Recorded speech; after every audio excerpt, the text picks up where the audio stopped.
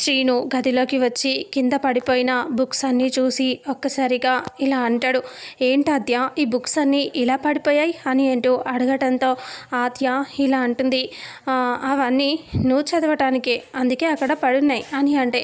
అవునా నేను చదవాలా అని అంటే, అవును నీ క్వాలిఫికేషన్కి నువ్వు జాబ్ చేయాలి అంటే, మంచి ఉద్యోగం సాధించాలి అంటే ఈ బుక్స్ అన్నీ నువ్వు చదవాలి, అందుకని నీకోసమే ఈ బుక్స్ అన్నీ ఇక్కడ పెట్టాను అని ఆద్య అంటే, శ్రీను ఇలా అంటాడు, నా గురించి నీకు తెలుసు కదా ఆద్య, నేను ఇప్పుడు ఎలా చదవగలను అని అంటే, చదవగలవు, మనం కాదు అనుకుంటే ఏ పని జరగదు, మనం జరుగుతుంది, మనం చేయగలము అనుకుంటే ఏదైనా సాధించవచ్చు, అంతేకాదు నువ్వు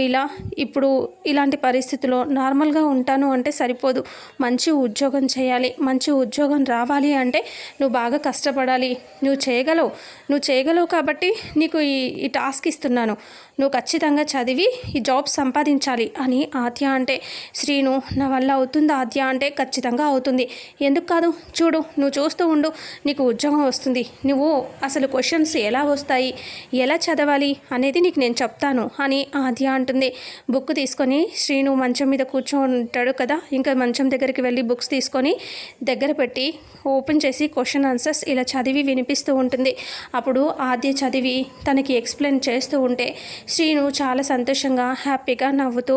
ఆద్యని ప్రేమగా చూస్తూ ఉంటాడు. ఆద్య శ్రీనుకి జాబ్ వచ్చేలాగా ప్రిపరేషన్ చేపిస్తూ ఉంటుంది. ఇంకా ఇంతటితో రేపు రాబోయే ఎపిసోడ్ ప్రోమో ఎండ్ అవుతుంది.